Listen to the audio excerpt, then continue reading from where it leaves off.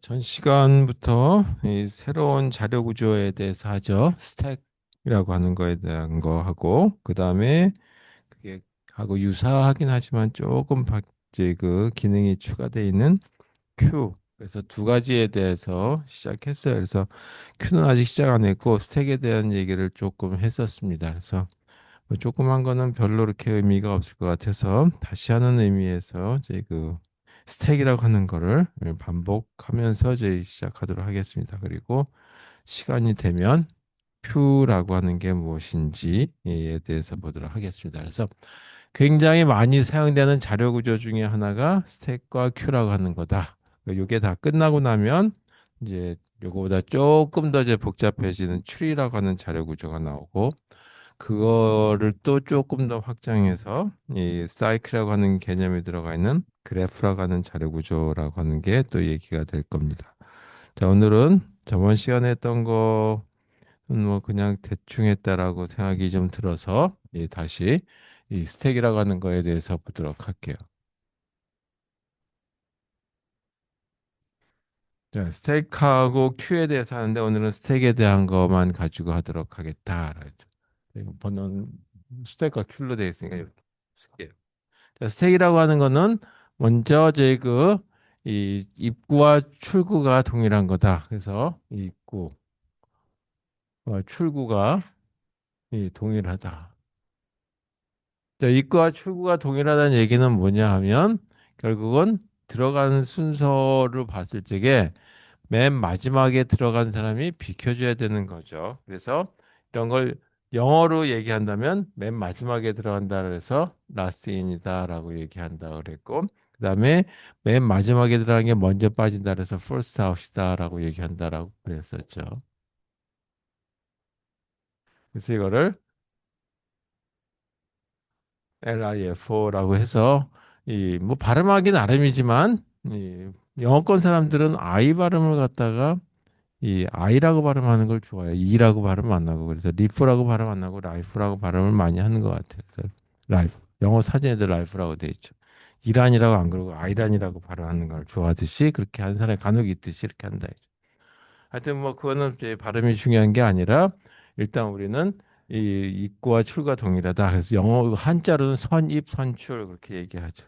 아, 선입 선출이 아니라 후입 선출이죠. 이제 이 그림상으로 보게 되면 자료들이 이렇게 쌓여져 있는 더미들이 있는데, 여기가 들어가는 입구라고 얘기했고, 그 다음에 이쪽에서 나가니까 출구가 되는 거죠.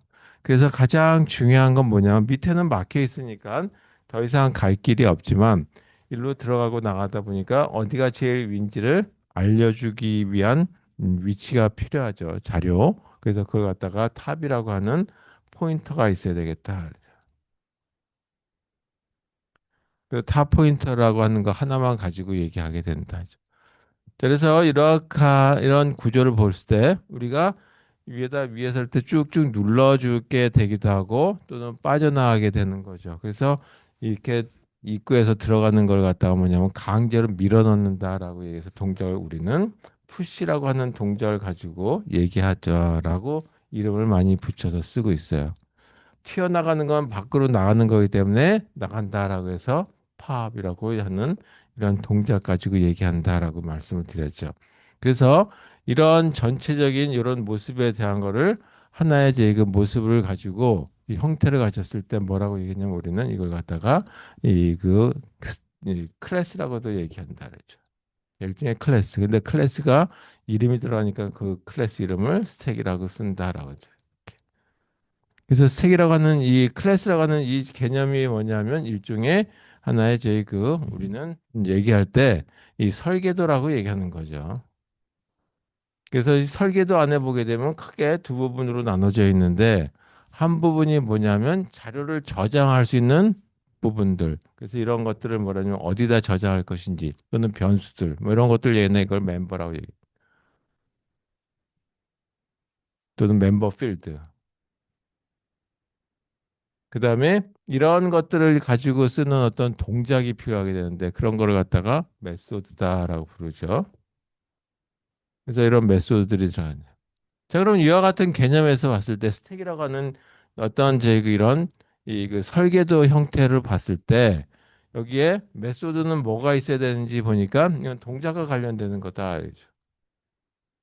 그래서 동작과 관련되는 거니까 뭐가 들어가냐면 푸시라고 하는 동작과 팝이라고 하는 동작이 있어야 되겠다라는 게 명시가 되는 거죠. 그래서 이런 메소드다. 그다음에 여기 필드를 보게 되면 이 안에 들어가는 내용들이 뭐냐 이거예요. 그래서 여기다가 접시를 집어넣겠다 그러면 접시를 집어넣는 하나의 더미가 쌓이는 거죠. 그래서 접시가 차곡차곡차곡 위로 올라가는 거. 동전을 집어넣는다 그러면 동전이 들어가는 거. 사람들이 들어가는 어떤 공간이다 그러면 사람들이 들어가는 어떤 이 그 배치 공간, 의자들 또는 뭐 어떤 저희 그이 좌석들이 되겠죠. 이런 것들이 되겠죠. 그래서 여기 필드다라고 한다면 첫 번째가 뭐냐면 자료 이 그 공간에 대한 것들이 여기 배치가 될 거다는 얘기죠.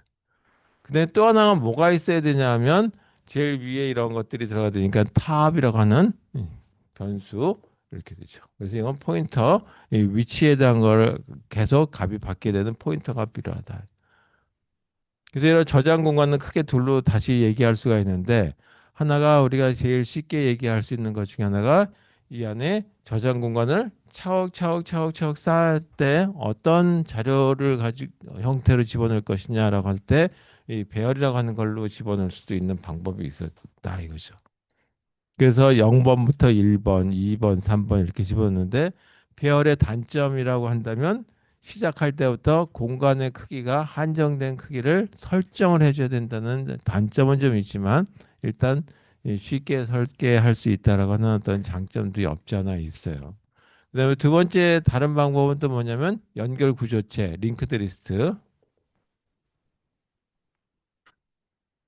여기와 같은 걸로 설계할 수도 있겠다 해죠. 뭐 여러 가지 방식은 있겠다라고 하는 건데 그 중에 오늘은 이제 이거 가지고 하는 걸 가지고 먼저 좀 다뤄보도록 할게요.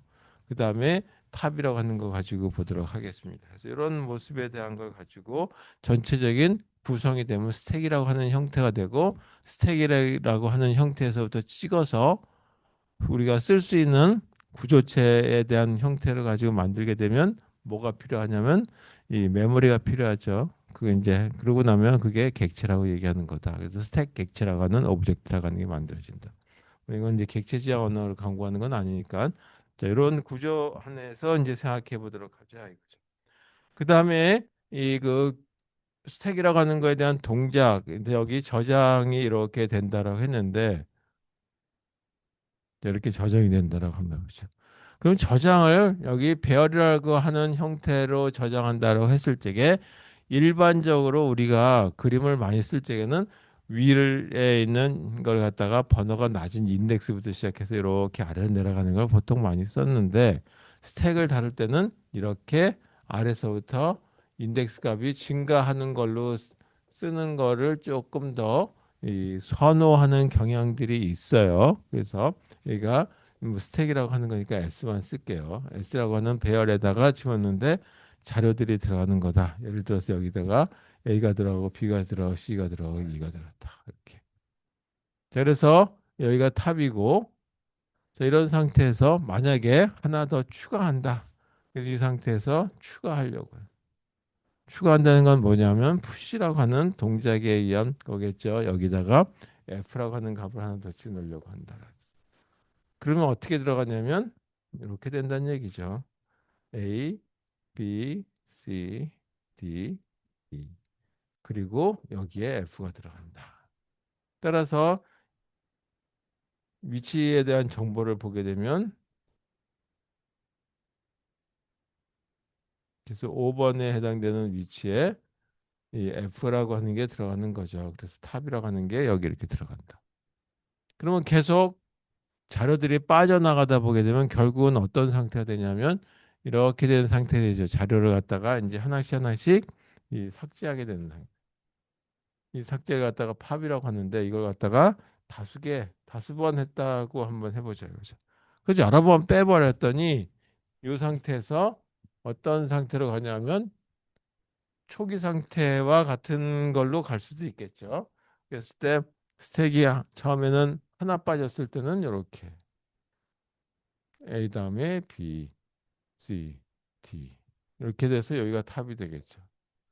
그래서 이 과정을 쭉 거치게 되면 나중에는 어디까지 가냐면 아무것도 없는 상태가 되겠죠. 그때 여기가 인덱스가 0번부터 시작했으니까 이렇게 돼서 탑이라고 하는 값은 얼마가 되냐면 3이라고 하는 값이 된다는 얘기죠. 그래서 한참을 가게 되면 나중에는 탑이 얼마가 되냐면 값을 0을 포인트 한다는 것도 아니고 이 마지막 포인트를 해야 되겠죠. 그래서 우리가 그림을 그릴 때 이렇게 역삼각형을 그리는 수가 있어요. 탑은 이걸 가르쳐 준다 해서 어떤 값을 갖고 있냐면 마이너스라고 하는 값이 된다라고 하는 값. 다시 말해서 이 얘기는 뭐냐면 탑의 초기 값이라고 하는 거다라고 하는 걸로 이해하시면 되겠습니다.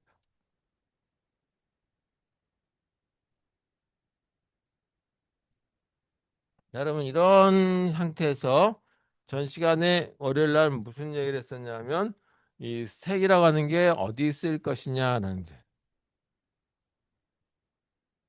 스택 용도에 대한 얘기를 했었죠. 근데 스택 용도를 하면서 무슨 얘기를 했었냐면 이 그 연산에 대한 얘기를 했었죠. 연산에 대한 동작에 대해서 할 때 스택이라고 하는 게 사용된다라고. 그다음에 두 번째 또 많이 사용되는 게 뭐냐면 길찾기라고 하는 데도 많이 사용돼. 그래서 이거는 마이크로 마우스와 같이 이 우리가 이 길을 찾아서 입구로부터 출구까지 가는 길을 찾다 보게 되면 막다른 골목길이 나올 수가 있죠.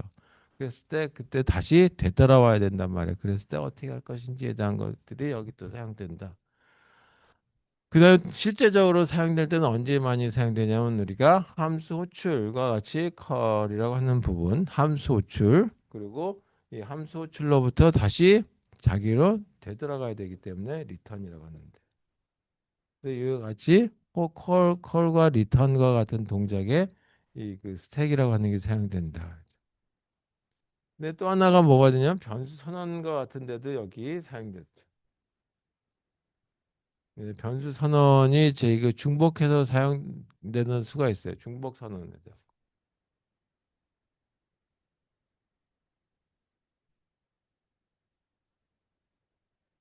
중복해서 변수명이 선언됐을 경우에 어떻게 될 것인지에 대한 얘기를 할 수 있죠. 그다음에 요즘 같은 경우에 스마트폰에 보게 되면 우리가 앱을 실행하고 다시 그 앱을 되돌아가는 수가 있죠. 그래서 이런 경우는 이제 이 스마트폰에 앱에 대한 그 동작 그런 것때 액티베이션이라고 얘기하는데 또는 액티베이션 또 액티브라고 얘기하는데 그 액티베이션에 대한 어떤 동작도 뭘 가지고 동작하냐면 이와 같이 스택이라고 하는 거에다가 집어넣어서 이 내가 현재 썼던 거에 되돌아가기 작업하게 되면 이전 걸로 되돌아가게 되죠. 뭐 그런 데 많이 사용된다라고 하는 걸로 보시면 되겠습니다.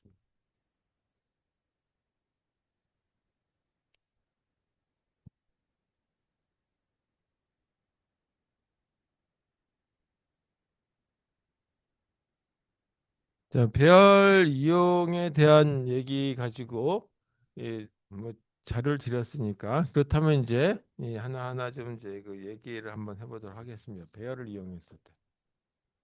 그래서 배열을 이용한 스택 동작에 대한 모습을 한번 보죠. 자, 이때 이제 그 크기를 이 초기 배열의 크기를 가정하기를 6개라고 하는 공간으로 보고 거기에 들어가는 거가 이 캐릭터가 들어간다. 그래서 6개에 해당되는 공간에 대한 거를 가지고 잡아놓는 거니까 시작은 이렇게 0번부터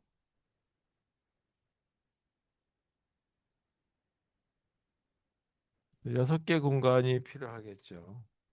그리고 이 안에 들어가는 거는 문자가 들어간다는 가정하에 하도록 하겠습니다. 그래서 처음에는 이게 공간만 잡아놓으니까 여기서 여기까지를 뭘로 쓸 거냐면 스택 용으로만 스택 전용 공간이다. 그러죠.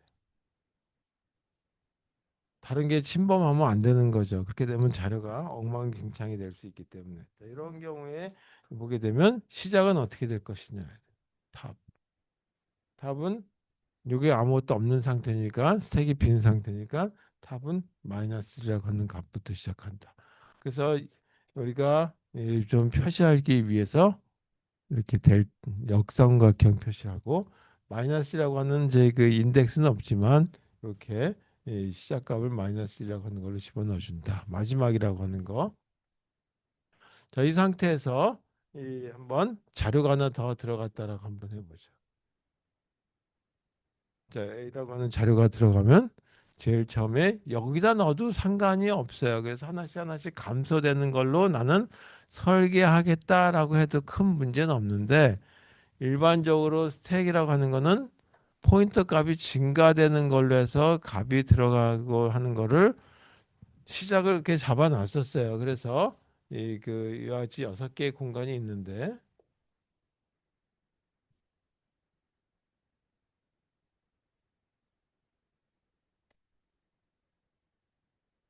여기에 어디 들어가냐면 여기에 값이 들어가는 거죠. A라고 하는 거. 여기. 따라서 제일 위에 A가 들어갔으니까 여기가 탑이라고 하는 포인트다라고 하는 걸로 값이 바뀌어지죠. 그 얘기는 뭐냐면 마이너스라고 하는 값이 하나 증가시켜 줬다. 이렇게 됐다는 얘기죠. 자, 여기서 다시 푸시하게 되면 하나 더 값을 집어넣어서 B라고 하는 값을 하나 더 넣었다라고 한다면 원래 있던 값은 변동사항이 없어야 되겠죠.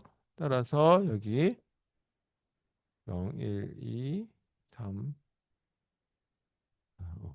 자, 가로는 뺄게요. 여기 A가 들어갔었고 그 다음에 A 다음에 여기가 탑을 가리키고 있었으니까 이 다음에 넣어야 되겠죠. 그래서 여기 탑을 가리키게 만들어주고 여기다가 B라고 하는 걸 넣는다. 자, 그래서 마찬가지 여기에도 탑 포인트 값이 하나 증가시켜 주는 걸로 해야 되겠다는 얘기죠.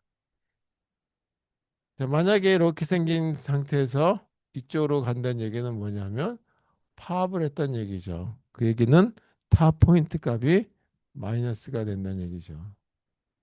이렇게 됐다는 얘기죠. 그렇게 됐다는 얘기를 해서 그림상에 확인해 보시면 될 것 같아서 이런 형태다 보니까 뭐가 문제냐면 여기서는 6개 공간이 초과되게 되면 스택이라고 하는 자료를 더 이상 집어넣을 수가 없는 거죠. 그 다음에 여기 0이라고 하는 포인트 값이 여기 요거 더 밑에 들어가는데 마이너스라고 하는 거에서 값을 더 빼려고 한다면 더 이상 자료가 없기 때문에 문제가 발생할 수도 있다. 그래서 두 가지에 대한 것도 같이 고려해 줘야 된다라고 하는 걸 생각해 보시면 되겠어요. 두 번째는 만약에 이 배열을 쓰지 않고 이 연결 리스트라고 하는 링크드 리스트를 가지고 표현해야 되겠다라고 한다면 스택을 그때는 이 장점이 이 초기에 어떤 이제 그 스택의 이런 6개 공간을 차지할 필요가 없겠죠. 그래서 링크드 리스트 가지고 한번 해보자.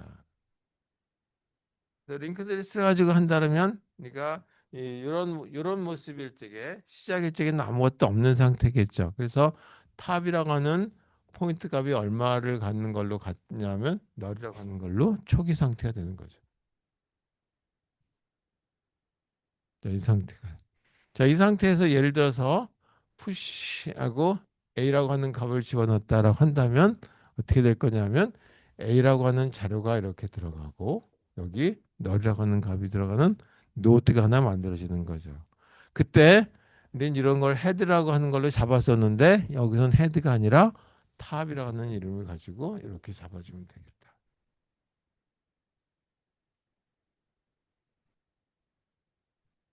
그러다 보니까 이렇게 연결 구조체를 쓰다 보니까 전체 크기가 메모리에 큰 문제만 없다면 계속 증가하고 삭제하고 하는데 이 제약이 크게 없는 거죠. 또 하나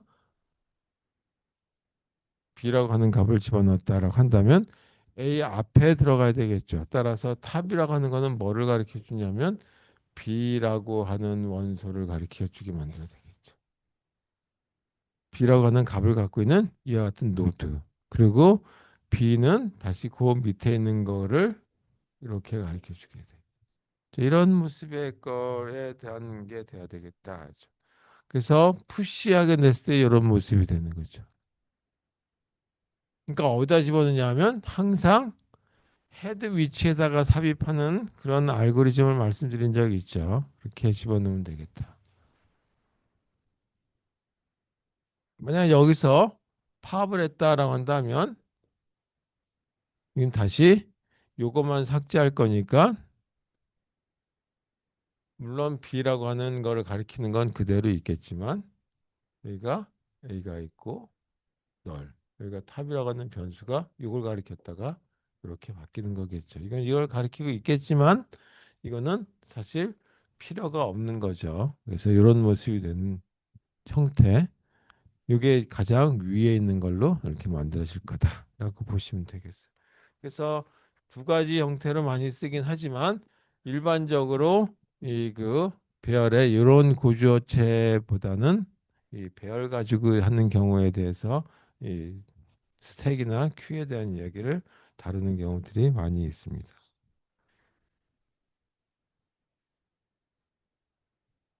자, 그럼 다시 응용에 대한 얘기를 하면서 이 응용 어디 스택 사용 에 대한 얘기를 할 때, 첫 번째 제 여러 가지 중에 수식 연산에 대한 걸 사용하는 그 중에 하나를 얘기하도록 보죠. 참고로 수식 표현에 대한 거를 워낙 많이 사용되기 때문에 꼭 이 수식 표현에 대한 걸 여기서 다룰 필요는 없겠지만 이 꼭 스택과 관련된 부분에서 책들이 이 좀 표현하는 수가 있어요. 수식을 표현하는 게. 그래서 수식에 대한 표현을 이 다른 데서 다루지 않고 스택 부분에서 이렇게 얘기하는 수가 있다. 자, 세 가지 표현법이 있는데 하나가 인픽스라고 하는 표현법이 있고 그다음에 프리픽스라고 하는 표현이 있고 포스트 픽스라고 하는 이렇게. 자, 그래서 이걸 인픽스 노테이션이다 영어로. 그다음에 이건 프리픽스 노테이션, 포스트 픽스 노테이션 이렇게 되는 거죠. 자, 인픽스 노테이션이라고 하는 거는 이렇게 그 자, 네모난 거와 동그라미로 표현 한번 해볼게요. 자, 네모난 거를 우리는 이걸 갖다가 피연산자다라고 불러요. 이걸 오퍼랜드라고 불러요. 그래서 피연산자 두 개 사이에 연산자가 이렇게 들어가는 거.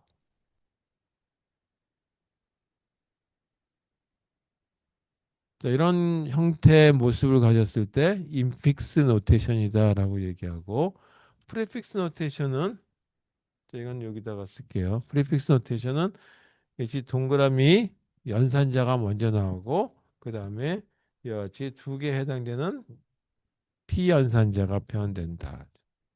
그렇다면 요 포스트픽스라고 하는 거는 피연산자 두 개 뒤에 이렇게 되는 게 나온다. 이제 연산자가. 전 시간은 이거에 대한 얘기는 했었죠. 근데 다시 한번 말씀드리는 거예요. 그래서 이렇게 이 세 가지 표현법이 이 수식을 나타내는 표현법이 있어요. 그래서 갖다 뭐 폴리시 노테이션이니 뭐 그런 얘기도 쓰긴 하는데 굳이 그런 말 쓸 필요 없이 그냥 이렇게 인픽스, 프리픽스, 포스픽스라고 하는 걸로 얘기 한번 해보자. 자, 그러면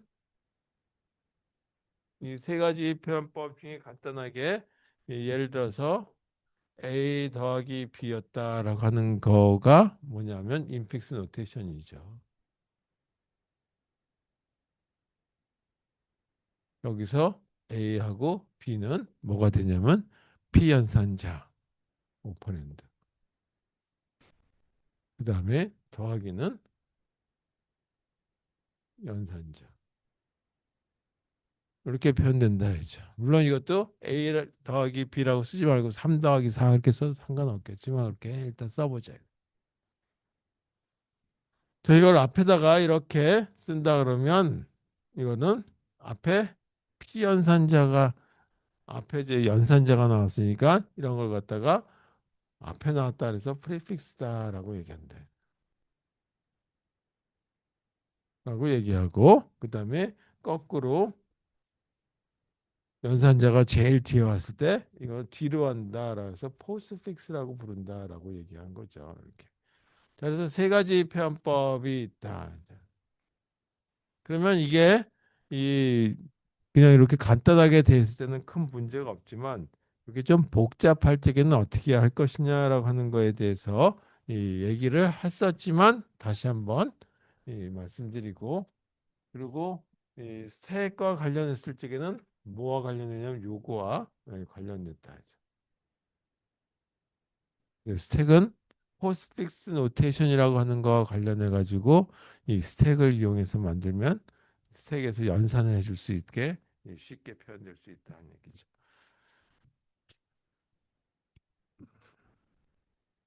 자, 이런 걸 한번 써볼게요. 이 4 곱하기 우리가 이제 그 예를 들어서 인픽스 노테이션으로 노테이션의 걸로 예를 들어서 F라고 하는 거가 이 4 더하기 3 곱하기 7 더하기 빼기 뭐 이렇게 됐다라고 한번 해보죠. 자, 이렇게 생긴 걸 갖다가 이 뭘로 표현하냐면 이거를 두 가지로 표현해라 이거죠. 하나가 이 프리픽스로 한번 해보죠.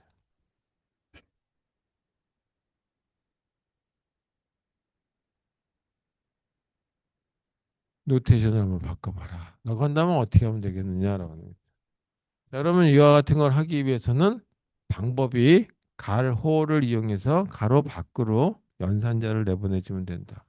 자, 그래서 이렇게 하는 방법 중에 뭐냐면 가로를 이용하고 가로 사용하고 가로 밖으로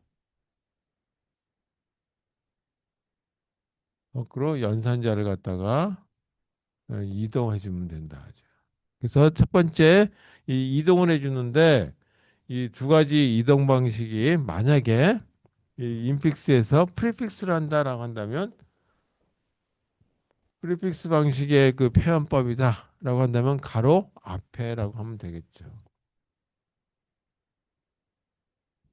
가로 앞에다가 연산자를 이동시키면 되고 그다음에 포스픽스 방식은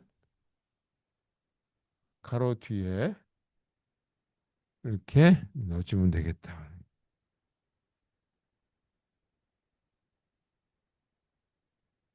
자, 보통 우리는 이런 방식을 쓰는데 이 방식이 아니라 만약에 이렇게 바꿔야 되겠다라고 했을 때는 어떻게 되겠느냐. 자, 그러면 4 더하기 3 곱하기 7 그다음에 빼기 4 나누기 5 이렇게 돼 있다라고 할 때 F라고 여기 왼쪽에 건 다 빼고 이렇게 그럼 이걸 가로 순서대로 써라고 한다면 이렇게 되는 걸 먼저 해야 되겠죠. 4 더하기 3을 먼저 하고 그 다음에 7을 곱하고 그 다음에 4 나누기 5를 먼저 하고 그리고 마지막에 이렇게 되는 게 이 순서에 맞는 연산 순서가 돼서 계산 결과가 정확하게 만들어지겠죠. 자, 그랬을 때 이거로부터 두 가지 표현에 대한 걸 생각해 볼 수 있겠다 이거죠. 하나가 프레픽스라고 하는 거에 대한 거와 그다음에 포스픽스라고 하는 걸로 한번 생각해 볼 수 있겠다. 자, 프리픽스라고 하는 거는 이 연산자를 자기가 소속되어 있는 바로 앞에다 놓으면은 포스픽스. 그러니까 4 더하기 3에 해당되는 가로는 여기 앞에 제일 안쪽에 있는 가로니까 여기다가 집어넣으면 되고. 그 다음에 이 곱하기는 어디 되니까 하니까 요 두 번째 가로에 포함되어 있어요. 그래서 이건 여기다 갖다 밀어 넣으면 되겠죠. 그 다음에 여기 또 보니까 4 나누기 5가 있는데 이 나누기는 어디에 되냐면 여기에 들어가 있어요. 근데 맨 마지막 해야 될 게 이 마이너스인데 이 마이너스는 이 가장 바깥쪽에 있는 외곽에 있는 갈호하고 관련돼 있으니까 여기 이렇게 이동하면 되겠죠. 그래서 파란색으로 되어 있는 것만 순서대로 써보게 되면 이게 제일 앞쪽에 와 있어요. 따라서 파란색 얘는 이렇게 써볼게요. 그 다음에는 가로가 있으니까 가로도 한번 쳐가면서 한번 해볼게요. 이렇게. 그리고 여기에 이렇게 된 거가 곱하기가 이렇게 들어가 있죠. 그리고 나서 여기 가로가 다시 이렇게 들어가고 그 다음에 4 더하기 3에 더하기가 밖으로 다시 나와서 더하기 그리고 가로가 있고 그 다음에는 4하고 3인데 더하기가 바깥으로 나갔으니까 그거는 빼고 4 조금 거리를 둬서 몇 칸 띄어서 4, 3 이렇게 쓰면 가로 닫고 이렇게 해서 닫는 가로가 된 거죠. 그 다음에 이게 이 앞으로 나갔으니까 7만 남겠죠. 그죠? 여기 7. 그리고 가로. 저 다시 마이너스는 제일 앞쪽으로 나갔으니까 놔두고 그 다음에 요 4 나누기 5인데 나누기가 요 가로 앞에 들어갔으니까 나누기. 그리고 가로가 그대로 또 따라오죠. 그리고 4, 5 가로 닫고 그 다음에 맨 마지막에 가로 이렇게 표현되죠. 자, 여기서 가로를 다 지워버리면 어떤 형태가 되냐면 이건 이제 마이너스 곱하기 더하기 4, 3, 7 나누기 4, 5 이렇게 된다 이거죠. 그래서 인픽스 노테이션에서 프리픽스 노테이션을 바꿨을 때 이렇게 된다 이거죠. 근데 거꾸로 이런 프리픽스 노테이션을 주어지고 난 다음에 이렇게 바꿔보세요라고 한다면 조금 혼동들 할 수는 있겠죠. 그것도 한번 여러분들이 생각해 보시면 되겠어요.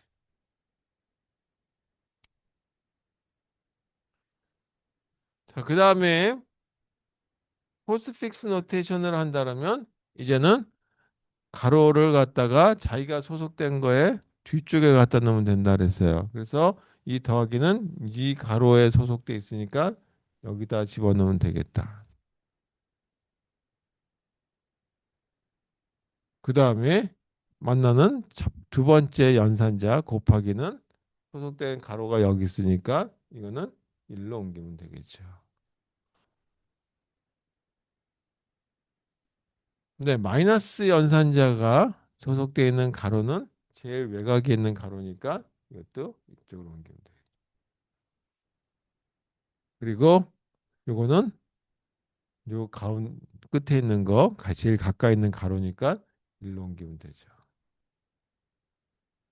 따라서 이 포스픽스 편을 빌려서 쓰게 되면 이거 해서 여기 연산자가 이동을 했으니까 가로는 그대로 세 개를 쓰면 될 테고 그 다음에 4 그리고 연산자는 없어졌고 피연산자 그 다음에 가로 닫고 그리고 그때 더하기가 빨간색 화살표 따라서 뒤에 가서 나죠.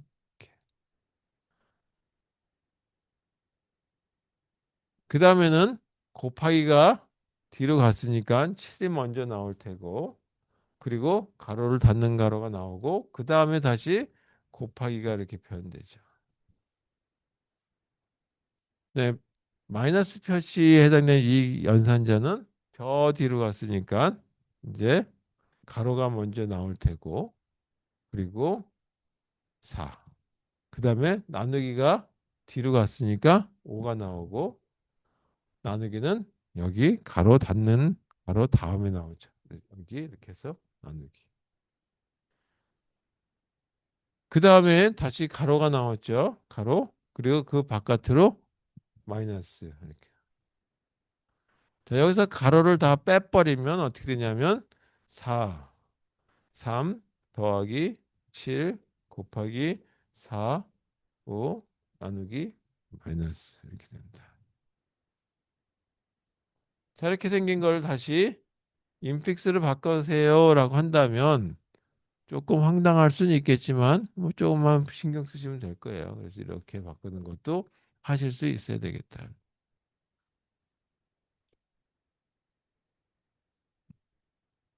제가 또 뭐 가로 여기다가 치워가지고 뒤로 간 거니까 앞으로 이제 중간에다 집어넣으면 되겠죠. 이렇게 해서 만들어주면 뭐큰 문제 없이 되겠다.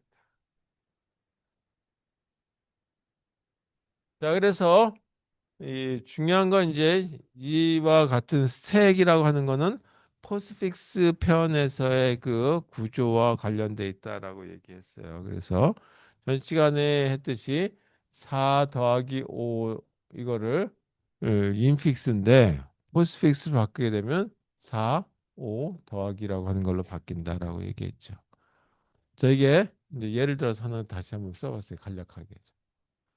자, 이렇게 됐을 때 스택을 이용해서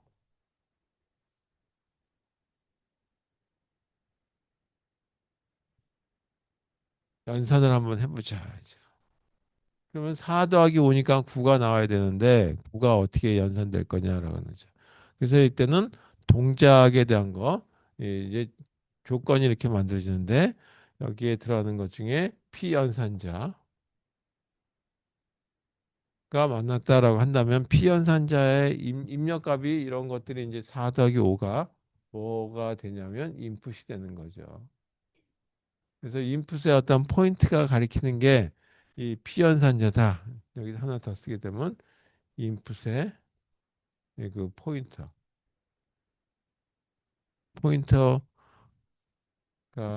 가리 그 내용 포인터의 내용이 이제 피연산자다라고 한다면 푸시해 준다. 이렇게.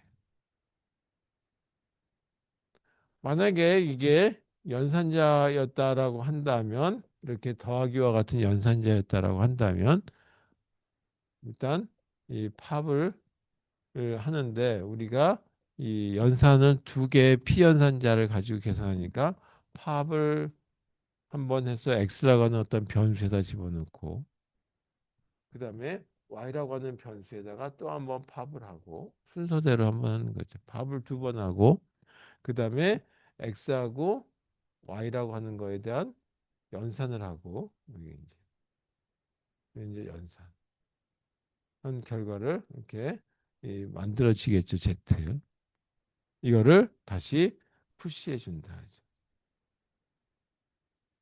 음.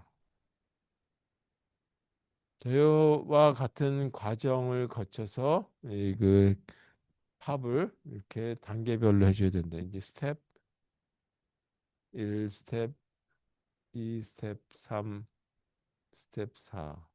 그래서 네 단계 해주고 만들어주는 이렇게 연산을 함으로써 이 연산 결과가 스택의 가장 탑에 들어가도록 만들어지는 거다.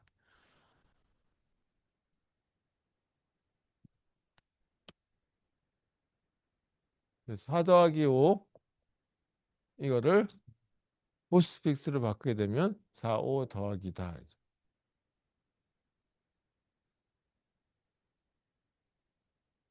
자, 이렇게 됐을 때 인풋은 4, 5 더하기라고 하는 형태로 인풋이 들어가는 거죠. 그럼 시작하는 거니까 여기가 인풋에 해당되는 포인트가 되는 거죠. 그러면 어떻게 되냐면 푸시 4라고 하는 값을 넣으니까 4 이렇게. 제일 처음에 하기 전에는 아무것도 없는 상태죠. 그래서 탑이라고 하는 게 마이너스 값을 갖게 된다. 이렇게 되니까 여기가 0의 탑.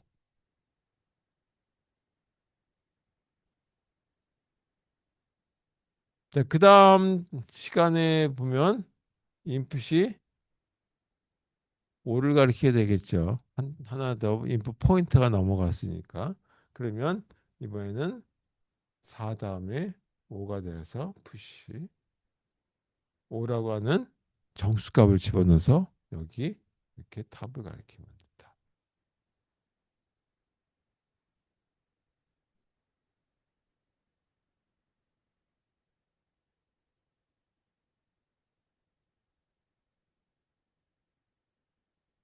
세 번째 인풋의 포인트를 보게 되면 4, 5 다음에 플러스 여기가 포인트가 되는 거죠. 인풋 포인트. 따라서 이거는 연산자가 되니까 팝을 해주는 거죠. 따라서 세 개에 있는 것 중에 이렇게 된 것 중에 4가 여기 있고 파업을 해주니까 여기 x에다가는 파업해서 이 다시 말해서 x는 5가 들어간다는 얘기죠. 그리고 여기에 답을 가르쳐줘. 여기다 쓸게요.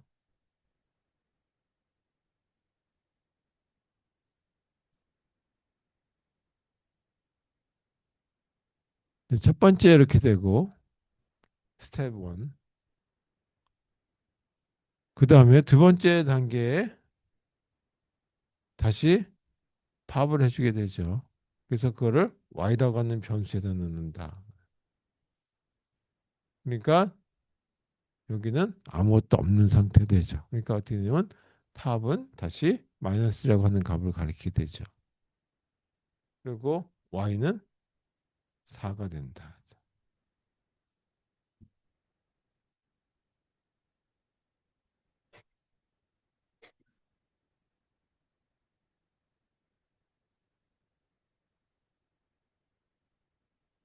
이게 두 번째 단계. 그다음에 세 번째 단계는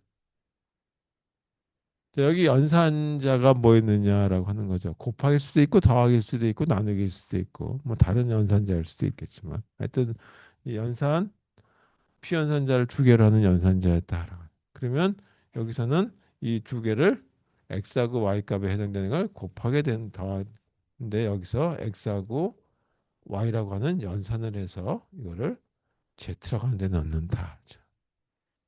근데 이게 뭐냐면 인풋 포인터가 가리키는 어떤 그 내용이죠. 내용이 연산자. 따라서 이거는 뭐냐면 x하고 y인데 여기가 더하기 표시였으니까 더하기. 그래서 여기 z 눌러는 거죠. 그럼 z는 얼마가 나오냐 하면 4하고 5였으니까 9가 들어가죠.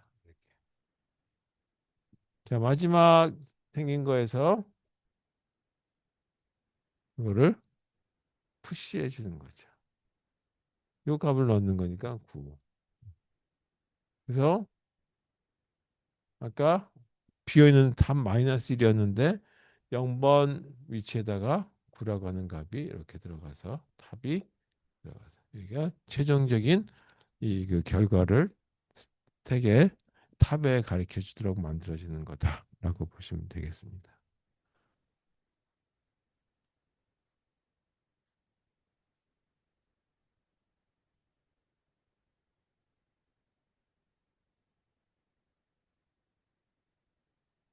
저 두 번째 저희 그 스택 응용의 이그 길찾기라고 하는 미러라고 하는 이렇게 생긴 부분이 있다. 여기가 입구고 여기가 출구였다. 있고. 여기서 시작해서 일로 목적지를 찾아가는 경우다라고 했을 때 여기 길이 다 이렇게 물론 뭐 실제 상황에서는 둥근 길도 있고 고불고불한 길도 있을 텐데 우리가 마이크로 마우스가 지나가는 그 길 우리가 이제 이 청소기와 같은 경우는 조금 다른 방식을 하죠. 라이다라고 하는 걸로 해서 이 위치를 정보를 찾아 놓고 그리고 넓은 홀 같은 경우라든지 하는 걸 찾아가는 거니까 그때그때 위치가 바뀌니까 이제 저장해 놓지는 않는데 만약에 이렇게 됐다라고 하면 여기 현재 여기 위치를 가고 있다라고 한번 해볼게요. 이렇게 가고 있다가 여기 위치에 마우스가 여기 있었다가 한번 해보죠. 쭉 가다가 여기 위치에 오게 되면 예를 들어서 A라고 하는 위치 갔다라고 한다는데 여기서 일로 가진 않고 일로 갔어요. 그러면 이쯤 와서 B 위치를 이렇게 A 다음에 B 위치를 저장해야 되겠죠. 그 다음에 여기가 C 위치를 저장하고 그리고 마지막 D 위치를 와서 보니까 막다른 길이에요. 그래서 여기가 D에다. 그래서 여기까지 현재 위치까지 왔는데 이렇게 D가 왔으면 다시 여기서 거꾸로 와야 되겠죠. 거꾸로 오는 거는 뭐를 이용하냐면 되돌아가는 과정. 그래서 이렇게 되돌아가는 과정을 하기 위해서 팝을 한다. 이제 이게 제일 처음에 A, B, C라고 하는 길 다음에 다시 이 A 다음에 B로 그리고 A로. 그래서 이 위치에서 아까 일로 갔지라고 하는 거니까 이번에는 이쪽으로 가보자라고 하는 걸로 길을 쭉 찾아가는 거죠. 이런 식의 사용하는 거가 바로 마이크로 마우스에서의 길 찾는 과정에서 사용할 수도 있다라고 하는 걸로 보시면 되겠어요. 근데 뭐 여러분들 같은 경우 아두이노 가지고 어떤 작업들을 할 수 있기 때문에 뭐 이런 거 한번 해보시면 될 것 같고요. 이 또 다른 얘기로서 이 스택이었는데 변수에 해당되는 어떤 이제 그 범위에 대한 거 가지고 얘기해 보도록 하겠습니다. 프로그램을 이렇게 복잡하게 짜진 않는데 그럼에도 불구하고 이런 기능이 컴파일러나 언어를 설계하는 사람 입장에서는 이런 거를 지원해 줄 수 있게 해야 되겠죠. 내가 복잡하게 짜지 않는다 해서 다른 사람도 그렇게 하지 않을 거다라고 하는 건 알 수 없으니까. 그래서 이 우리 여지 스트럭처 형태의 이그 이제 함수 언어 또는 이제 그 에서의 그 변수 범위에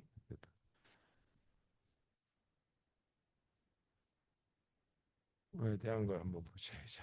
자, C 언어에 대한 걸로 본다 그러면 이렇게 쓸 수 있어요. 자, 변수를 이렇게 선언했어요. 그래서 변수 선언했는데 여기가 i라고 하는 변수와 j라고 하는 변수를 쓸 건데 여기에 초기값을 줬다라고 합니다. 그리고 j라고 하는 변수에는 31이라고 하는 초기값을 줬다라고 합니다. 자, 그래서 이 i라고 하는 거와 j라고 하는 변수를 이용할 때 여기 가로를 쓰게 되면 이 i와 j라고 하는 거가 사용되는 이와 같은 어떤 스트럭처 문안에서의 그 범위를 얘기하는 거죠. 여기다 또 i를 이렇게 가로 이 바깥에 또 쓰게 되면 중복한다고 해가지고 컴파일 에러 나요.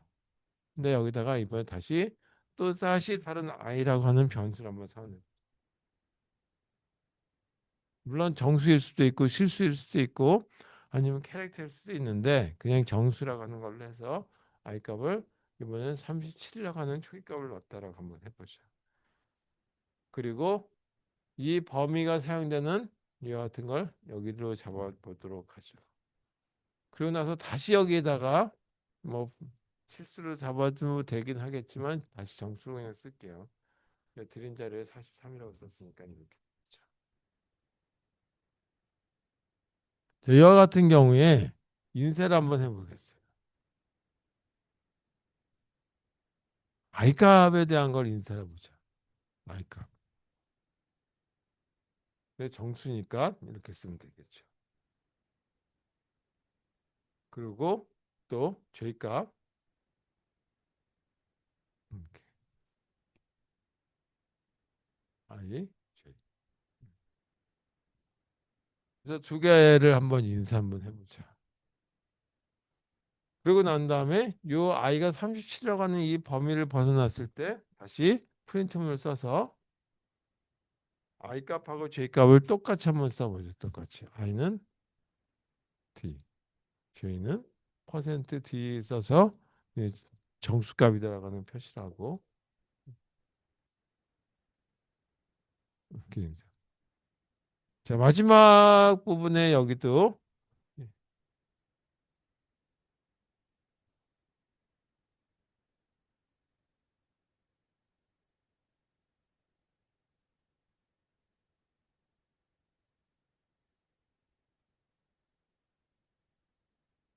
이렇게 해서 메인 함수에 대한 거, 동작에 대한 거를 한번 어떻게 동작해서 i와 j라고 하는 거를 이용하기 위해서는 우리가 어떤 자료 구조를 쓰고 있느냐라는 거죠. 이렇게 설계하는 사람이 그리 많지 않을 것 같긴 하지만 그래도 프로그램 언어를 설계하는 사람 입장이나 컴파일러를 만드는 사람 입장에서는 이것도 지원해 줄 수 있게 해야 되겠다. 그래서 이와 같이 중복되는 i라고 하는 변수가 계속 중복이 되는데 이런 것들도 하나의 그 범위 안에서 쓸 수 있게 해줘야 되겠다라고 하는 거죠. 자, 첫 번째 이 가로가 들어가는 이 가로 범위를 잡기 위해서 이 스택이라고 하는 자료 구조를 사용한다 이죠. 먼저 J라고 하는 변수와 그다음에 I라고 하는 변수 공간이 필요하죠. 그래서 이렇게 되는 거를 우리가 잡아보게 되면 사실 여기 그 이런 하나 메인이라고 하는 걸 쓰게 되면 크게 두 부분을 나눠서 하나가 코드 부분이 들어가죠. 그래서 코드 부분이라고 하는 게 이건 C 언어로 썼지만 실제 컴파일하게 되면 머신 코드라는 걸로 바뀌겠죠. 머신 코드라고 하는 걸로 바뀔 테고 그 부분에서 사용되는 나머지 부분들이 이렇게 잡혀지는데 여기가 뭐가 돼야 되냐면 변수 공간이에요. 그래서 변수 공간들이 있어야 되겠다. 변수 공간을 보게 되면 첫 번째 이렇게 선언을 하게 되면 i라고 하는 변수와 j라고 하는 변수 두 개가 있어야 되겠다라는 것만 가지고 보통 쓰게 되겠죠. 그래서 이렇게 잡혀야 되는데 이 두 가지를 합쳐가지고 그냥 간단할 것 같은데 여기다가 뭐 더 들어가기도 해요. 더 들어가기도 하는데 여기 보게 되면 뭐가 더 들어가냐면 스택 공간도 들어가고 그다음에 또 다른 잡다한 또그 연산하다 보면 필요한 자료 공간이 들어가기도 하죠. 그래서 그런 걸 힙 공간이라고 하는 것도 들어가요. 뭐 그건 나중에 얘기하도록 하고. 하여튼 뭐 그다음에 파일이라고 하는 거에 대한 어떤 것들이 연결되는 부분들도 들어가겠죠. 그래서 이걸 다 합쳐서 하나의 이 그 이와 같은 함수 하나당 이렇게 생긴 것들이 들어가는데 그걸 액티베이션 레코드라고 부른다라고 하죠.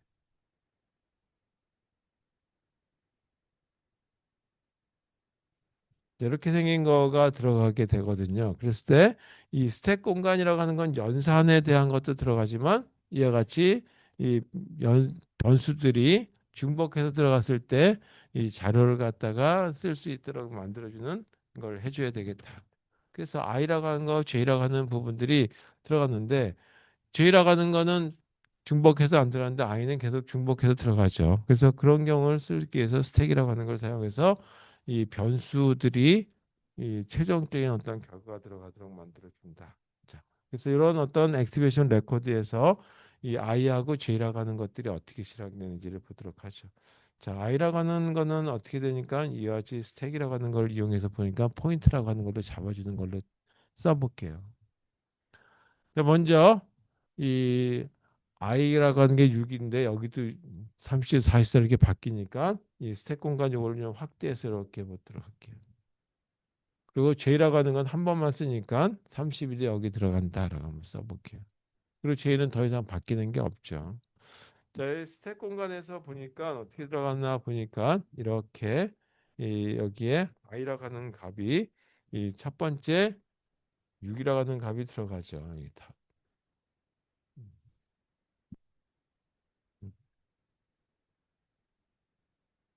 그 다음에 이 그래서 여기 i가 6이 들어갔는데 그 다음에 다시 가로가 여는 가로가 들어가고 다시 37이라고 하는 걸 바뀌니까 그 다음에 뭐가 들어가냐면 여기에 37이라고 하는 게 또 다시 바뀌어서 들어가죠.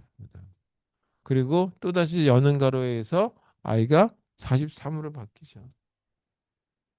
그래서 여기가 탑이 처음에는 자, 차례대로 써볼게요. 탑이었다가 여기였다가 그 다음에 다시 이, 이 여는 가로에 의해서 6 위에 그 위에 37이 들어가고 여기가 탑이 되고 그 다음에 다시 여는 가로에 의해서 6 위에 37, 그 다음에 그 위에 이 43이 들어가는 거죠. 여기가 i값이 된다.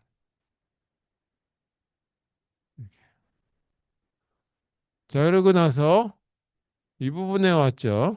이제 그래서 i 값을 찍으려고 보니까 i를 찍으래요. 그럼 어떤 i를 찍을 것이냐라고 하는 거죠. i 값을 보니까 이 포인트를 따라서 쭉 가서 보니까 여기 탑이 i가 아니라 탑이죠. i가 가리키는 부분의 탑이 이거죠. 따라서 이 첫 번째 요거는 40 인쇄되는 걸 결과를 보니까 i 값은 43을 찍는다. 그래서 i 이퀄 43. 그다음 j는 여기에 있는 걸 그대로 그냥 인수하면 되죠. 따라서 30일. 그리고 백슬래시 n이니까 다음 줄로 와서 커서가 껌뻑껌뻑거리고 있겠죠.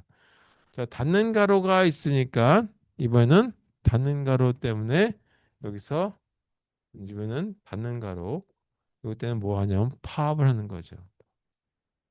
파업을 하니까 이번에는 이와 같이 6 위에 37이 있고 여기가 탑이 가리키는 i가 값 위치가 된다.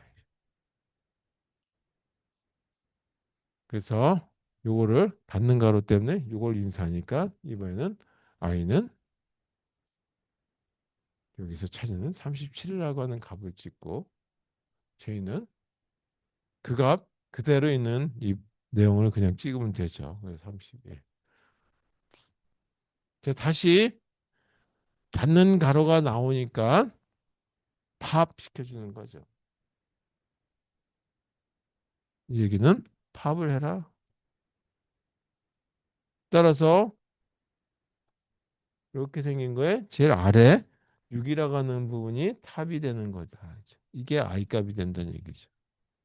그래서 여기 i 값에 해당되는 걸 찍으라 했으니까 6. 그리고 저희는 이 포인트 값에 해당되는 내용 그대로 저렇게 된 결과가 인쇄됩니다. 이렇게 결과가 인쇄되는 걸 중복해서 선언하고 선언하고 선언해도 처리해 줄 수 있도록 하기 위해서 스택이라고 하는 부분들이 사용된다라고 하는 걸 이해하시면 되겠죠.